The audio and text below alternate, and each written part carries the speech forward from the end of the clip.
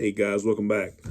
A little bit different vantage point for this video. I finally got my table cleared off here pretty much, just so I can start making a mess of it again by trying to sort through more stuff. But it looks pretty good right now. The only stuff I got here now is just stuff I've been bagging and boarding and, just making, kind of completing my want lists for the show coming up in a couple of weeks here in Richmond. So I just gone through rebagging and boarding some stuff and found some stuff I hadn't looked at in quite a while. It was my Doctor Strange collection, which mine is by no means complete or as big or great as a lot of other people's in communities. But it was always one of my favorite characters, kind of like the Marvel version of. I was a big fan of Stranger and Dr. Fate and the Spectre fan, Dead Man, all those sorts of characters. But Doctor Strange, as far as like the mystical characters, he was always my favorite. So I'm just going to go through stuff that I've rebagged here, all the Doctor Strange stuff I've got, or most of it. So I just thought I'd start out with the 1974 series. Now, this came after the Marvel premiere run that he had, and I'll show that in a minute. But this was mostly, it had Frank Bruner, had Roy Thomas, part of the creators, Dick Giordano, Gene Colan, Klaus Janson, people like that on the art. This is number one. The only mar in it, somebody like put an X through the Doctor Strange part. But there's a great Frank Bruner cover. Number one. And looks like another Bruner cover. Number two. Get my stacks out of the way. Here we go.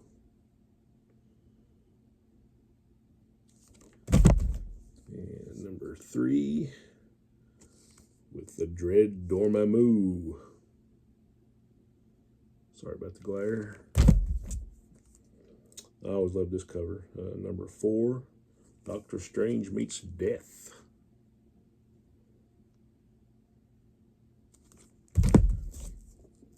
Number five, another great Bruner cover.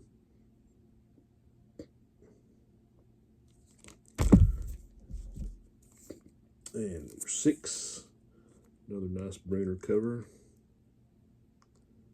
Which I've told the story before, but one of the conventions I went to a few years ago in Lexington, I got to meet Bruner. He gave me a couple signatures. I bought a piece of art off of him since I'm showing Doctor Strange stuff. This was actually like a concept sketch. I think a lot of times when these artists do commissions, they kind of go ahead and do like a preliminary sketch, and they send it to whoever the prospective buyer is. And if they approve it, then they'll go ahead and do it. And this is one of those. This was a commission for somebody, so this was like the preliminary sketch. And I think it's great. You got Doctor Strange and Klee and some other girl that I should know. And actually Sandman, the Dreaming from DC, and they're all fighting Cthulhu. So I thought this was pretty cool. He gave me a great deal on this. Really cool guy to talk to. Didn't charge me for an autograph or anything, and he gave me a great deal on this piece of art. And the only art that he did for DC, unfortunately, was the cover of, I think it was Super Team Family number 3. And it was a shame. I think he had pitched a Doctor Strange series, And can you just imagine Frank Bruner on Doctor Strange? And they turned him down. So really sad, but glad I got to meet him. And I got some signatures, but I thought this was really cool. So, all right, on with more Doctor Strange. Here we go, number 7.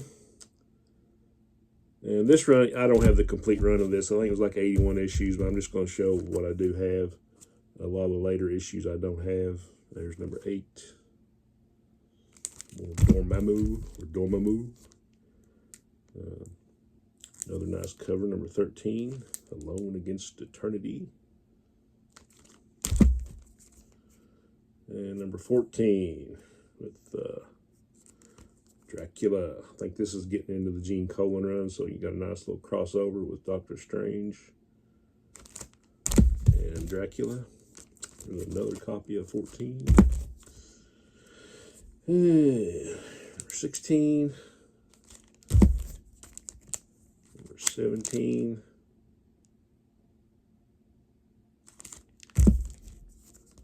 Number 18. Well, doesn't everything look better when you rebag it? Yeah, this is like some of the old bags. You can see kind of how yellow they are. Probably hadn't been changed since I bought these books, so there's no telling how old those were. So much better now. Here's a cool cover. Another Gene Colan, Klaus Janson masterpiece. Number 19. Number 21. There's another great Bruner cover, number 22. And I think it starts skipping around a lot after this. There's number 32. I think I wanted to get the stuff that Marshall Rogers did on this title. I think I got several of those. Number 33 is another Bruner cover. 35.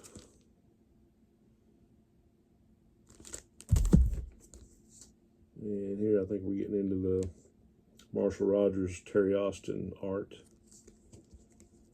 That's one of the reasons I wanted to get these.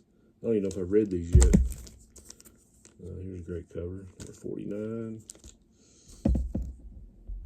Sorry, a little glitch there. There's number 49. More Marshall Rogers. Number 50. There's another number 50. 51. I think most of this is Marshall Rogers, Terry Austin's run. As far as the artist, I'm not sure who did the scripts on these. Let's see. Looks like Roger Stern did this one. Not sure how many he did, but I know I always wanted to read this run, so I need to set these aside so I can read them. And number 53 looks like a nice little throwback cover with the Fantastic Four. Number 65. I say this skips around quite a bit. 66. This might have been might have been when Paul Smith took over the art. If you guys remember Paul Smith, he did a lot of stuff on the X-Men years ago, and drew one of my favorite all-time stories, JSA, The Golden Age. It was the Elseworlds. Put this over here somewhere. And number 67. That's a good cover with the Black Knight. I always like that character. Number 68. 69. Yeah, the reason I'm in here doing this so late tonight, band I play in, we've got like a 2-hour gig at a winery tomorrow afternoon. I guess well later on this afternoon now, since after 2 a.m. Probably 12 hours. So after this, I'm going to be hitting the pillow. But I know I wouldn't have much time tomorrow, so I just thought I'd get in here today. I was really busy the first part of the day. Had to get my oil changed and had to do some other stuff, so I wasn't able to join my brother Rod on Combat Memories. And when I can, I always miss it. But I watched the replay, and he always does a great job. So kudos to Rob, or Rod, I should say. You can tell I'm sleepy. Okay, that's all I have of that run. And there was one giant-sized Doctor Strange, number 1. Nice little square-bound issue. And there was one Doctor Strange annual from 1976. That's all I have there. Go ahead and show like the first Doctor Strange series. Actually, everybody knows Doctor Strange started out in Strange Tales. 110, I believe. And I'll never have that book. But it's reprinted somewhere in this run here. Let's see. Here's number. I don't have. This is the last. I think the last issue of Strange Tales before it became Doctor Strange. Actually, this is 168. It's got a Nick Fury story in it too, but it's a great cover.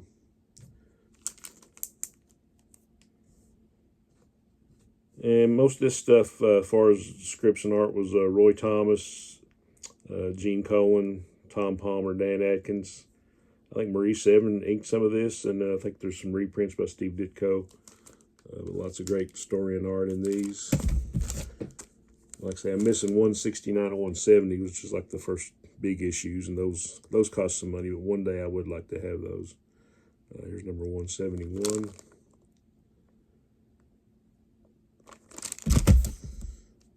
And 172 with more Dormammu. Hey, that rhymes. Another 172. 173. Killer cover. 176. Looks like I'm missing probably looks like about 5 issues in this run. So maybe I'll see some of those when I go to the show in a couple of weeks. There's a nice cover with the Black Knight. I think this is we started with the new costume with the mask. I wasn't really a big fan of this. Still not a huge fan of it, but I'm starting to come around. I kind of thumb through these, and it is kind of cool. Kind of helps and got Gene Colan on the art. And here we have 179. I think it's got an intro and an outro by the newer artists, and it's got a reprint, I think, from maybe a Spider-Man annual with Steve Ditko art, so it's a win-win here. And this is a great cover, number 180 with Eternity. I think this was a childhood copy because it's pretty kind of dirty and grimy and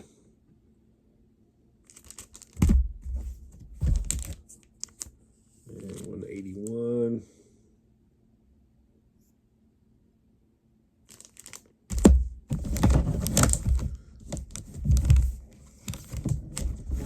I think what happened, when it went to the Doctor Strange title, the Strange Tales series kept on going, and you had characters like Brothers Voodoo and the Golem and just some people like that before it got to the end of that run. But they still continued the numbering as Doctor Strange on this, so kind of weird. Here we go, Doctor Strange and the Juggernaut, 182. There's some prevalent Marvel chipping going on there. And here's number 183.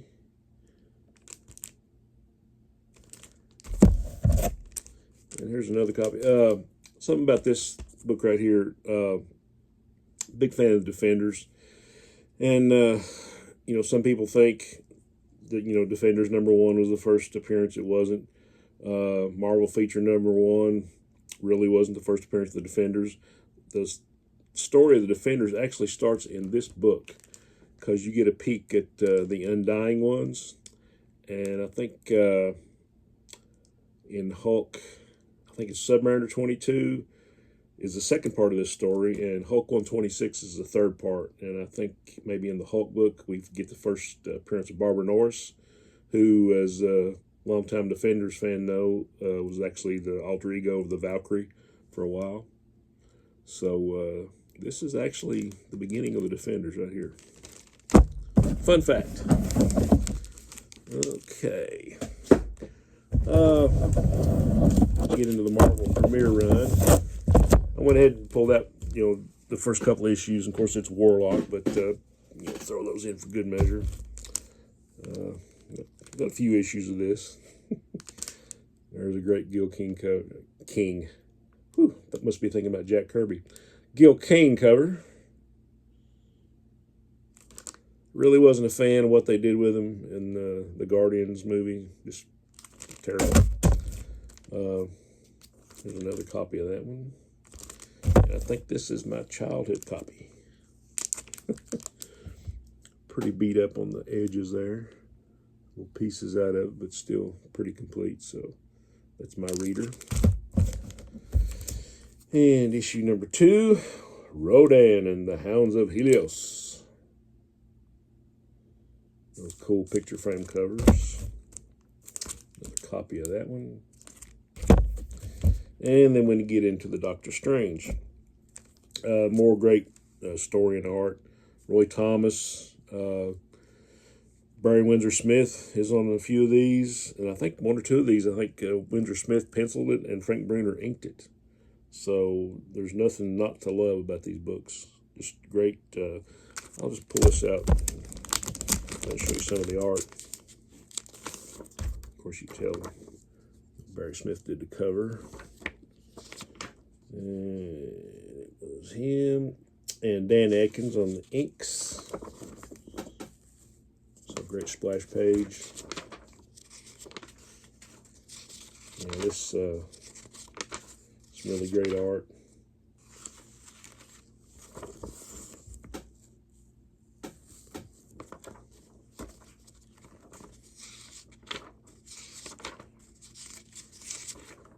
Yeah, just beautiful stuff.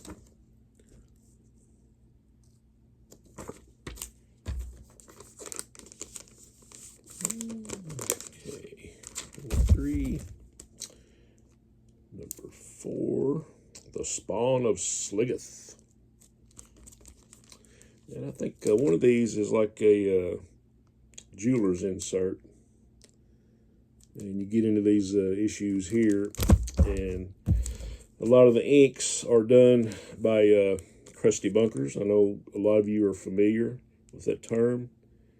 And all that was just like a group of inkers that kind of worked for Neil Adams and Dick Giordano at Continuity Associates.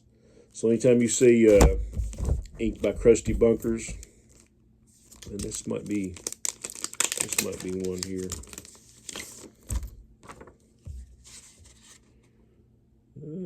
Don Perlin inked this one, which that's another sad thing. Recently we lost Don Perlin. You know, everything he did on Werewolf by Night and Defenders and all that great stuff. Number 1 of the Giants is gone. I really hate that. I'm not sure which issue the Crusty Bunkers gang started on, but we'll find out. This is Frank Bruner and Sal Buscema, so can't go wrong there either, right?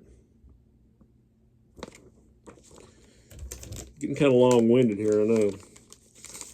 But for those of you that are enjoying this, I appreciate you sticking around. There's another, number 6. And this is probably my first Doctor Strange comic, because I think both the covers are detached and torn. Pretty bad shape.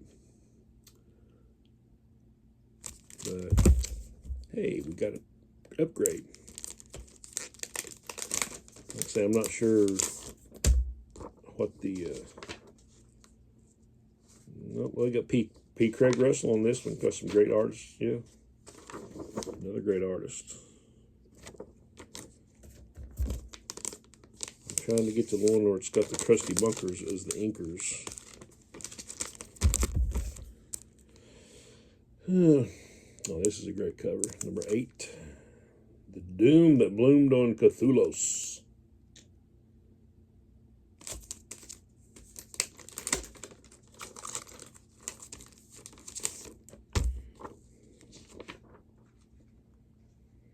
This is Gardner F. Fox wrote this one. Jim Starlin's the artist. Frank Giacoia, Dave Hunt.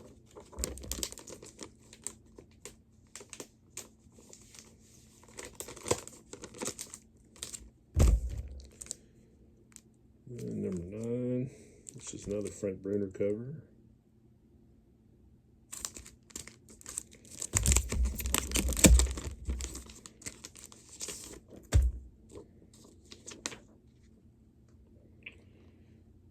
this one, Frank Bruner and Ernie Chua. That is on the inks. So I'm a big fan of Ernie Chua, Ernie Chan, Ernie Chow, however he pronounced his name then.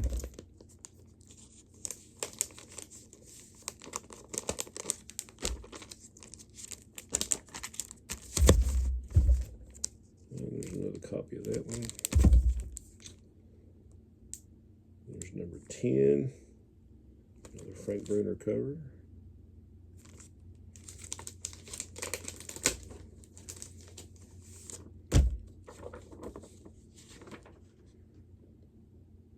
Yeah, here we finally got one where they're crediting the inks.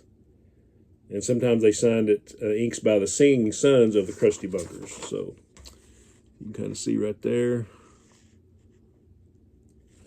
And I knew the Crusty Bunkers was just like a whole bunch of artists that would like step in to help ink some stuff. And I got curious, so I found a list. So, and most of these you will have heard of. And some you will not. So I printed out a list of everybody that was part of the Crusty Bunkers crew. So they said, like, any one time when they needed a rush job for the inks, there would be anywhere from a half a dozen to a dozen different inkers passing pages around. Somebody might be spotting the blacks, filling in the black spots and rendering the backgrounds. And I think mainly Neil Adams and Dick Giordano kind of rendered the faces, as far as the inks. But here is a list of everybody that was part of Crusty Bunkers. Like I say, some of these I hadn't heard of. Most of them I had. So we had Neil Adams and Dick Giordano, Jack Abel, Vicente Alcazar, which was one of the, I think he was one of the Filipino artists, worked on like the horror magazines back in the day. Sal Amendola, Stephen Austin, Terry Austin, Joe Barney, Rick Basile, Pat Bastien, Pat Broderick, Joe Brzezowski, Frank Bruner, Rick Bryant, Rich Buckler, Howard Chaykin, Frank Rocco, Dave Cockrum, Dennis Cowan, Joe D'Esposito, Ed Davis, Karen Doherty, Steve Englehart, I guess he did some inks too, John Fuller, Dan Green, Darryl Goza, Larry Hama, Steve Harper, Russ Heath, Klaus Jansen, Jeffrey and Kathy Jones, Paul Kirchner, Alan Cooperberg, Carl Lundgren, Esteban Morodo, Gary Martin, Bob McLeod, Al Milgram, Steve Mitchell, Young Montano, Tim Moriarty, Gray Morrow, Michael Nasser, a.k.a. Netzer, Bruce Patterson, Carl Potts, Ralph Reese, Mark Rice, Marshall Rogers, Joe Rubenstein, James Sherman, Mary Screens, Bob Smith, Jim Starlin, Greg Thieston, Trevor Von Eden, Alan Weiss, Bob Wycheck, Gary Winnick, and Bertie Wrightson. So there you are. That's who Crusty Bunkers is. I just want to know for myself. Okay. Number 11, Marvel Premiere. Another great cover. And here's more Bruner. I think this was, this might have been Windsor Smith and Bruner on this one. Not sure. So we'll take it out and look at it.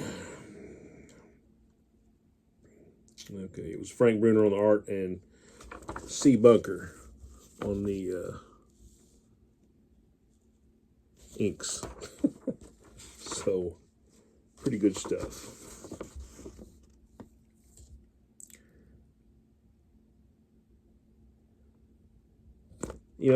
I hate to knock newer comics, and a lot of them are still really good, but just something about the Bronze Age, the writers and the artists.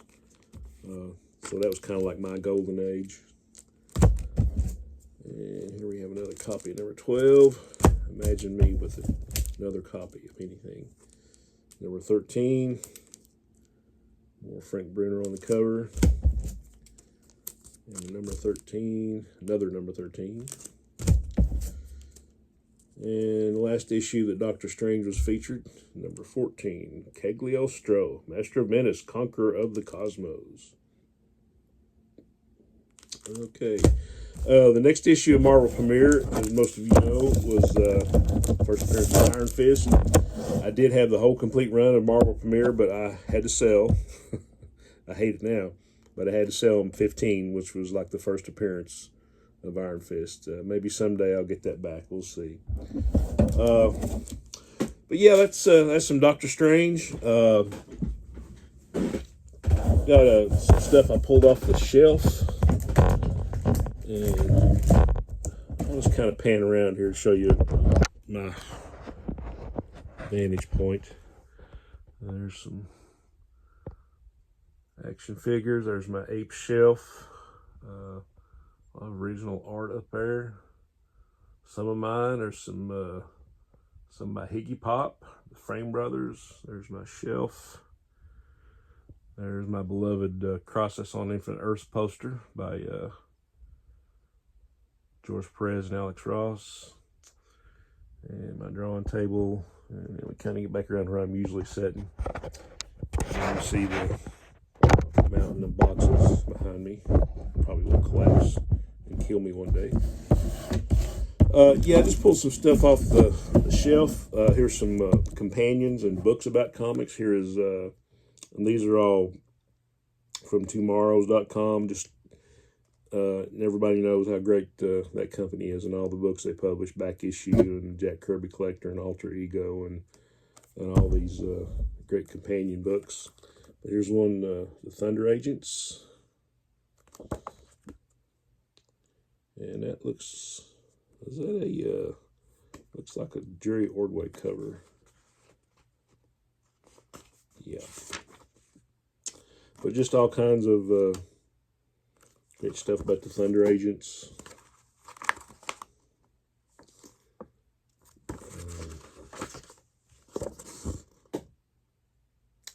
So if you're a Thunder Agents fan, this book is for you. And here we have one called Marvel Comics in the 70s, issue by issue field guide to a pop culture phenomenon. It's a great book. A lot of people that worked for Marvel at that time.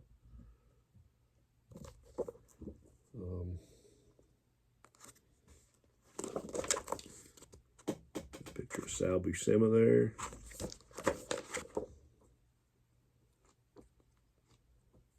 This featuring some Conan stuff by Barry Smith.